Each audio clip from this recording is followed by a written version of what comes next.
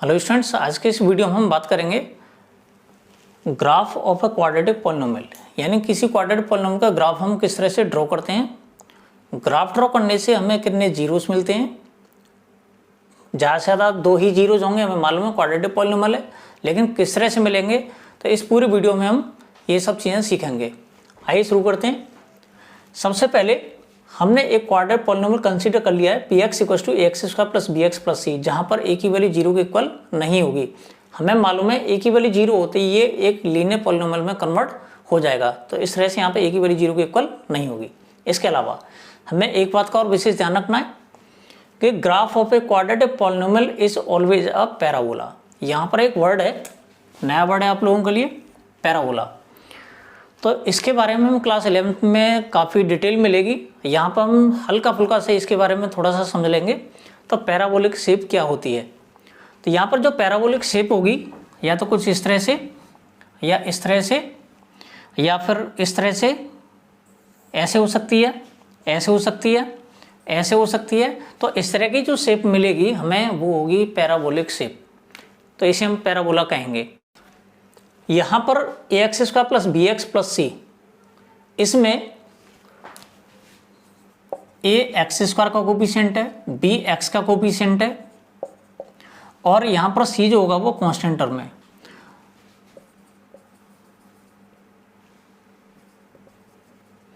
Coefficient of X square, यहाँ coefficient of X, और ये जो होगा तुम्हारा कांस्टेंट टर्म, इसको हम कांस्टेंट टर्म कहते हैं।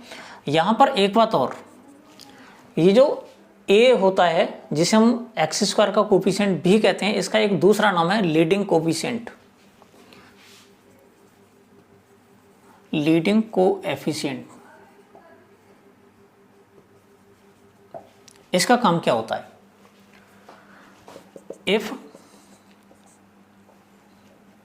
ए ग्रेटर देन जीरो, अगर ए की वैल्यू जीरो से ग्रेटर है, इसका मतलब ये हुआ कि एक्स स्क्वायर का जो कोफिशिएंट है अगर वो पॉजिटिव है तो उस कंडीशन में पैराबोला की जो शेप होगी वो अपवर्ड डायरेक्शन में होगी, यानी पैराबोलिक शेप जो हमें मिलेगी वो अपवर्ड डायरेक्शन में होगी।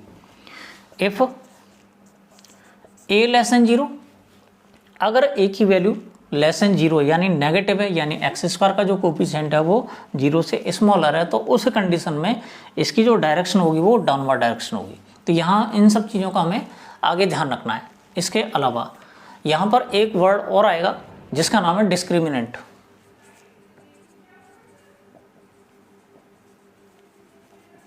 जिसको हम कैपिटल डी से डिनोट करते हैं, और ऐसे डिस्क्रिमिनेंट की जो वैल्यू होती है वो d equals to b square minus 4ac, d equals to b square minus 4ac। तो ये भी डिसाइड करेगा कि इसके रियल रूट्स होंगे या नहीं होंगे, होंगे तो कितने होंगे, तो ये डी पर डिपेंड करेगा। तो आइए पूरे वीडियो को हम डिटेल में देखते हैं। इन सब चीज़ों को, टर्म्स को हम बार बार रिपीट करेंगे तो सारा कुछ समझ में आ जाएगा। यहाँ पर सबसे पहले एक सिंपल सा क्वाड्रेटिक पॉलिनोमियल ले लेते हैं हम। Let p x equals to x square, हमें इसका ग्राफ ड्रॉ करना है। तो ग्राफ ड्रॉ करने से पहले हम कंसीडर कर लेंगे पी एक्स को y कंसीडर कर लेंगे, तो y equals to x square मिलेगा। यहाँ पर हम x की वैल्यूज पुट करते जाएंगे और y की वैल्यूज हमें मिलती जाएंगी। यहाँ पर x की वैल्यू अगर हम जीरो पुट करते हैं तो इससे y की वैल्यू जीरो मिलेगी। x की वैल्यू -1 पुट करते हैं तो y की वैल्यू -1 स्क्वायर यानी 1 मिलेगी। x की वैल्यू अगर हम 1 पुट करते हैं तो y की वैल्यू 1 स्क्वायर यानी 1 मिलेगी। अगर हम x की वैल्यू -2 पुट करते हैं तो y की वैल्यू -2 स्क्वायर यानी 4 मिलेगी। अगर x की वैल्यू +2 पुट करते हैं तो y की वैल्यू 2 स्क्वायर यानी 4 मिलेगी। अगर इन वैल्यूज को हम ग्राफिकली रिप्रेजेंट करते हैं तो हमारे पास 5 पॉइंट्स हैं। पहला पॉइंट है 0,0, दूसरा पॉइंट है -1,1, तीसरा पॉइंट है 1,1, चौथा पॉइंट है -2,4 और लास्ट पॉइंट हमारे पास पाँचवा 2,4। अगर इन पॉइंट्स को हम यहाँ पर ड्रॉ करते हैं तो देखते हैं इसकी शेप क्या मिलेगी। जैसे कि हमने बताया था इसमें कि पैराबोलिक शेप मिलनी चाहिए, पैराबोला मिलेगा। तो यहाँ देखते हैं क्या होता है। तो यहाँ पर 0,0 पहला पॉइंट हमें यहाँ मिल जाएगा, दूसरा है -1,1, -1,1 ये दूसरा पॉइंट है, तीसरा पॉइंट है 1,1 यहाँ मिलेगा, -2,4 हमें यहाँ मिल जाएगा और 2,4 इस तरह से हमें यहाँ मिल जाएगा। अगर इनको हम ज्वाइन कर देते हैं तो हमें इस तरह की एक शेप मिलेगी जो कि एक पैराबोलिक शेप है। हमने यहाँ पे देखा कि एक्स स्क्वायर का जो कोफिशिएंट है वो 1 है, यानी ए की वैल्यू 1 है जो कि 0 से ग्रेटर है। तो हमने अभी भी बताया था कि जब ए की वैल्यू 0 से ग्रेटर होती है तो जो पैराबोलिक शेप होगी वो अपवर्ड डायरेक्शन में होगी। अभी भी बताया था, क्लियर हो गया होगा अब तो। हमारे पास दूसरा एग्जांपल है, let p x equal to minus x square. इस बार हम जो ग्राफ ड्रॉ करेंगे वो p x equal to minus x square का, तो वाई को हमने माइनस एक्स स्क्वायर कंसिडर कर लिया है। अगर हम एक्स की वैल्यू 0 पुट करते हैं तो वाई की वैल्यू 0, अगर हम एक्स की वैल्यू -1 पुट करते हैं तो वाई की value minus into -1 square, -1 square 1, 1 -1 मिल जाएगा। इसी तरह से अगर हम एक्स की वैल्यू 1 पुट करते हैं तो वाई की जो वैल्यू मिलेगी -1 स्क्वायर यानी -1।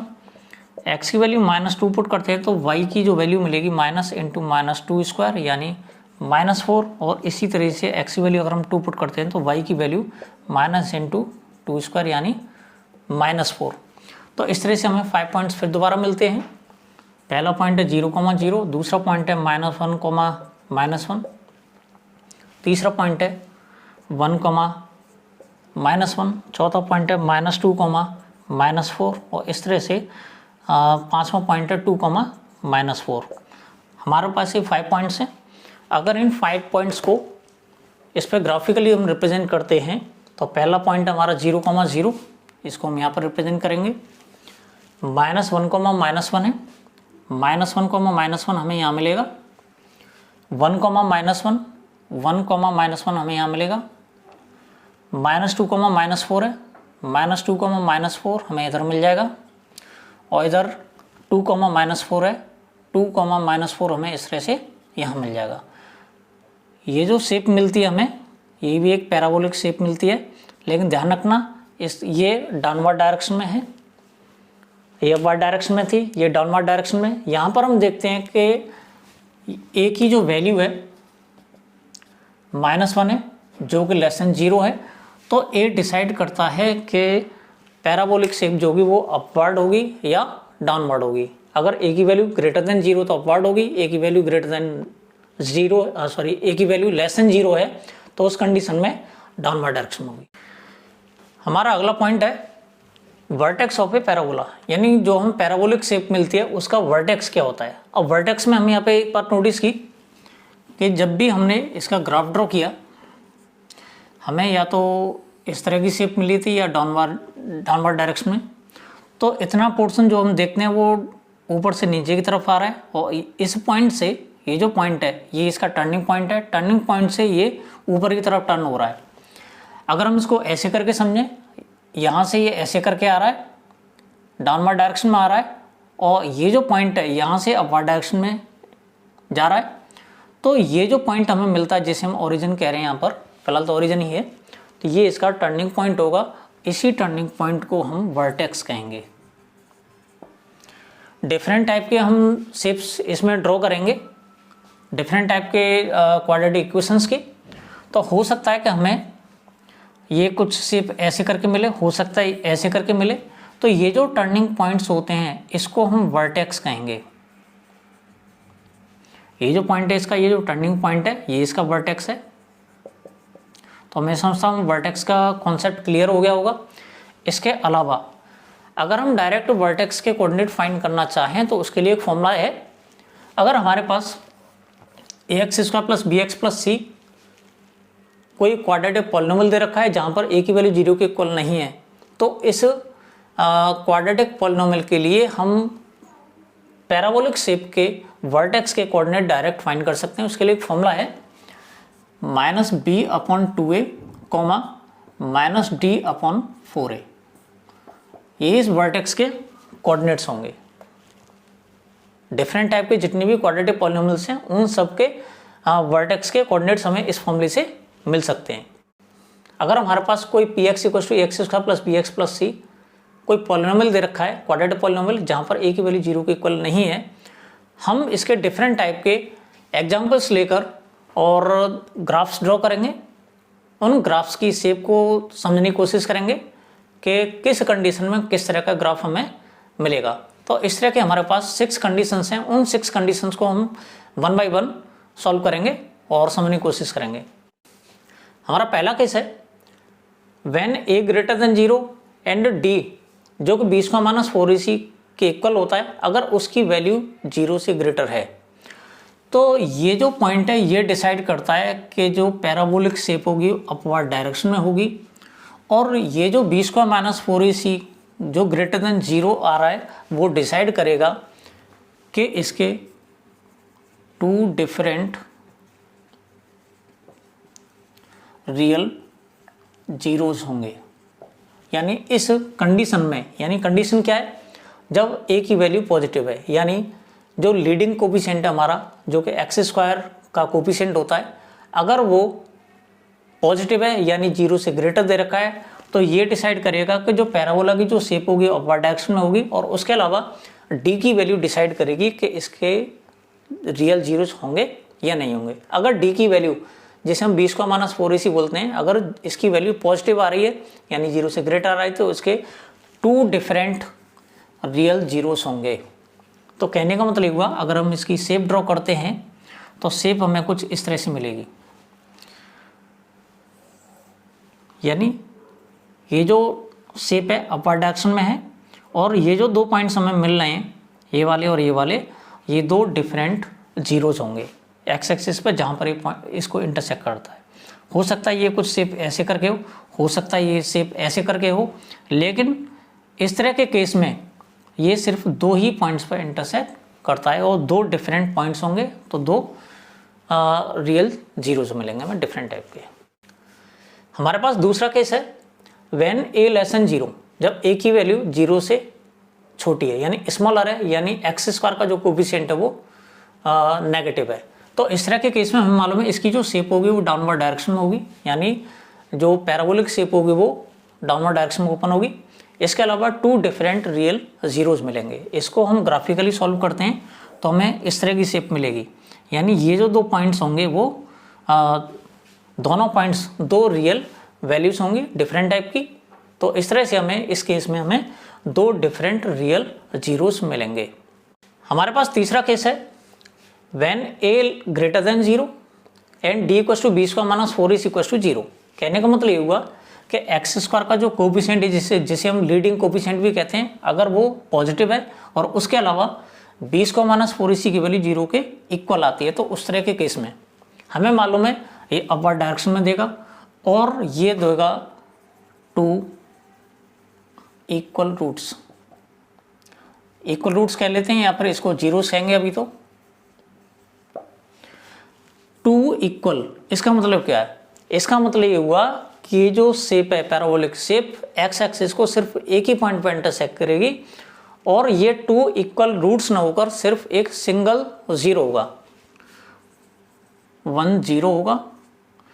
लेकिन क्योंकि क्वाड्रेटिक पॉलिनोमियल है तो हम इसे 1 0 ना लिखकर इसी टर्म को हम दोबारा रिपीट कर देते हैं। इस तरह से 2 इक्वल जीरोस की फॉर्म में हम उसे लिख देते हैं। तो इसको हम अगर ग्राफिकली समझने की कोशिश करते हैं तो इसका जो ग्राफ होगा वो कुछ इस तरह से होगा, यानी ये एक्स एक्सिस को सिर्फ एक ही पॉइंट पर इंटरसेक्ट करेगा।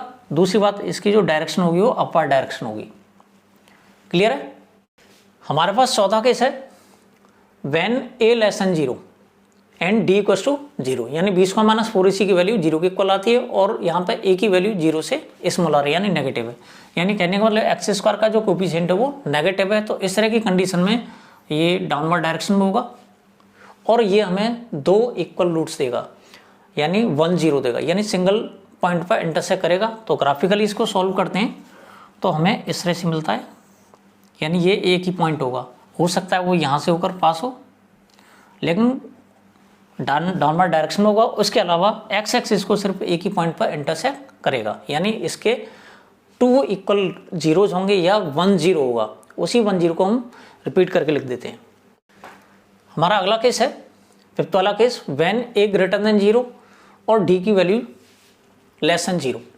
कहने का मतलब हुआ a की जो वैल्यू होगी वो पॉजिटिव होगी, यानी x² का कोफिशिएंट पॉजिटिव होगा, लेकिन यहाँ पर 20 का -4 इसी की जो वैल्यू निकल के आई वो नेगेटिव होगी, यानी 0 से स्मॉल होगी। तो इस तरह के केस में यहाँ पर ये जो शेप होगी वो अपवर्ड डायरेक्शन में होगी, लेकिन यहाँ पर क्योंकि यहाँ पर डी की वैल्यू 0 से स्मॉलर है, तो जब हम इसकी शेप को ड्रॉ करते हैं यानी पैराबोला की शेप को ड्रॉ करते हैं तो पैराबोलिक शेप कभी भी एक्स एक्सिस को इंटरसेक्ट नहीं करेगा। तो इसको जब एक्स एक्सिस को इंटरसेक्ट नहीं करे तो इसका मतलब ये हुआ कि ये कोई भी रियल जीरो नहीं देगा, यानी इसमें लिखेंगे नो रियल जीरो एग्जिस्ट, यानी कोई भी रियल जीरो एग्जिस्ट नहीं करता। जब रियल नहीं होगा तो इमेजिनरी होंगे। इसको टॉपिक को हम पढ़ेंगे क्लास 11th में डिटेल में कि इमेजिनरी रूट्स क्या होते हैं। तो इट हैज़ टू डिफरेंट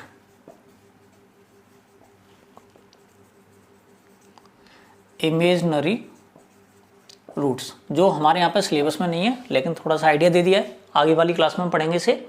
यानी इसके कोई भी रियल जीरो एग्जिस्ट नहीं होगा लेकिन इमेजिनरी रूट्स एग्जिस्ट करता है। तो इस तरह को इसको अगर हम ग्राफिकली समझने की कोशिश करते हैं तो इसकी जो शेप मिलेगी हमें इस तरह से मिलेगी, यानी जो पैराबोलिक शेप है वो एक्स एक्सिस को कहीं पर भी इंटरसेक्ट नहीं करती है। मैं समझता हूँ टॉपिक समझ आ गया होगा। हमारा लास्ट केस है व्हेन a <0, जब a की वैल्यू <0 होगी लेकिन और यहाँ पर d की जो वैल्यू होगी वो भी 0 से स्मॉल होगी, यानी दोनों ही वैल्यूज नेगेटिव हैं। एक्स स्क्वायर का कोफिशिएंट नेगेटिव है, इधर d की वैल्यू भी नेगेटिव है। तो इस तरह की कंडीशन में भी कोई भी रियल जीरो एग्जिस्ट नहीं होगा, यानी इसके दो इमेजिनरी रूट्स होंगे, डिफरेंट होंगे।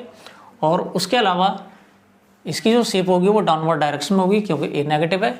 अगर इसको ग्राफिकली हम रिप्रेजेंट करते हैं तो इसकी जो शेप होगी हमें इस तरह से मिलेगी। जो पैराबोलिक शेप है वो एक्स एक्सिस को कहीं पर भी इंटरसेक्ट नहीं कर रही, इस वजह से इसका कोई भी रियल जीरो एग्जिस्ट नहीं करेगा। टॉपिक समझ आ गया होगा। इस टॉपिक की समरी देख लेते हैं। अगर हमारे पास कोई पॉलिनोमियल दे रखा है quadratic polynomial px = ax² + bx + c, जहाँ पर a ≠ 0 है, तो यहाँ पर हमारे पास 6 केसेस बनते हैं। फर्स्ट केस में a > 0, d > 0, यानी a और d दोनों के दोनों 0 से ग्रेटर हैं, यानी दोनों पॉजिटिव है। तो a > 0 होने की वजह से अपवर्ड डायरेक्शन में मिलेगा और d > 0 होने की वजह से दो डिफरेंट रियल रूट्स होंगे, इसके रियल जीरोस बोलेंगे। तो इस तरह से हमें इसकी शेप मिलेगी और ये जो जीरोस मिलेंगे हमें इस पॉइंट्स पर मिलेंगे, a और b पॉइंट पर। यहाँ बात करते हैं दूसरे केस में। यहाँ पर a < 0 और d > 0, तो यहाँ पर a < 0 होने की वजह से डाउनवर्ड डायरेक्शन मिलेगी हमें और d > 0 होने की वजह से दो डिफरेंट रियल जीरोस मिलेंगे और हमें a और b पॉइंट्स, ये जो दो पॉइंट्स हैं यहाँ पर दो जीरोस मिलेंगे। बात करते हैं थर्ड पॉइंट की। यहाँ पर a > 0 है, d की वैल्यू 0 है, तो a > 0 होने की वजह से अपवर्ड डायरेक्शन मिलेगा हमें। दूसरी बार d की वैल्यू 0 दे रखी है तो इस वजह से हमें 1 रियल जीरो मिलेगा, यानी जो पैराबोलिक शेप है वो अपवर्ड डायरेक्शन में होगी लेकिन एक्स एक्सिस को सिर्फ एक ही पॉइंट पर इंटरसेक्ट करेगी। इस तरह के केस में हमें जो दो इक्वल जीरोस मिलते हैं यहाँ पर, उन दोनों इक्वल जीरोस को हम सिंगल जीरो भी कहते हैं। बात करते हैं फोर्थ केस की। फोर्थ केस में a < 0 है, d की वैल्यू 0 है, तो a < 0 होने की वजह से डाउनवर्ड डायरेक्शन होगी शेप, और उसके अलावा d की वैल्यू 0 होने की वजह से इसका एक सिंगल रूट होगा या सिंगल जीरो होगा। तो इस तरह की शेप मिलेगी हमें और इस a पॉइंट पर हमें इसका रियल जीरो मिलता है। बात करते हैं फिफ्थ केस की। तो a > 0, d < 0, यानी a की वैल्यू 0 से ग्रेटर है लेकिन d की वैल्यू <0 है, यानी अगर d की वैल्यू 0 आती तो इसका कोई भी रियल रूट नहीं होगा और a की वैल्यू ग्रेटर है, इस वजह से इसकी अपवर्ड डायरेक्शन हो जाएगी, तो नो रियल जीरोस, यानी जब ये एक्स एक्सिस को इंटरसेक्ट नहीं करेगा तो कहीं पर भी इसका रियल जीरोस नहीं होगा। सेम कंडीशन यहाँ पर है, a < 0, d < 0, तो ये डाउनवर्ड डायरेक्शन हो जाएगी। उसके अलावा d < 0 होने की वजह से इसके कोई भी रियल जीरोस नहीं होंगे और ये इसकी शेप हमें इस तरह से मिलेगी जो एक्स एक्सिस को इंटरसेक्ट नहीं करती है। तो मैं समझता हूँ पूरा टॉपिक अच्छी तरह से समझ गया होगा। अगर ना समझाया तो इसे एक बार और रिपीट करना, पॉज कर करके समझने की कोशिश करना। और ऐसी बात नहीं है कि वीडियो ज़्यादा टफ बनाया है, बहुत ही सिंपल लैंग्वेज में आराम से समझ आ जाएगा, कोशिश करनी है अपने आप। इसके अलावा मैं कुछ टिप्स देना चाहता हूँ। टिप्स ये हैं कि सबसे पहली बात तो ये है कि सिर्फ वीडियो देखने से ही काम नहीं चलेगा। तो करना क्या होता है हमें, जब भी हम वीडियो देखते हैं तो उसके साथ साथ एक नोटबुक अपने पास रखनी है और नोटबुक में जो इम्पोर्टेंट टर्म्स बताते जाते हैं टीचर्स या जिसका भी वीडियो देख रहे हो, तो उन इम्पोर्टेंट टिप्स को आप नोट करते जाएं। जो भी टॉपिक चल रहा हो उस टॉपिक से रिलेटेड अगर आप इम्पोर्टेंट टर्म्स को साथ साथ नोट करेंगे तो हो सकता है कि अगर हम बाद में भूल जाते हैं तो उन टॉपिक्स को या तो वीडियो को देखना पड़ेगा टॉपिक को समझने के लिए, या फिर वीडियो की अवेलेबिलिटी ना होने की वजह से अगर हम टर्म्स को बाद में हम रिपीट कर लेते हैं तो हो सकता है वो सारा कुछ टॉपिक समझ में आ जाए। आज के लिए इतना ही काफ़ी है।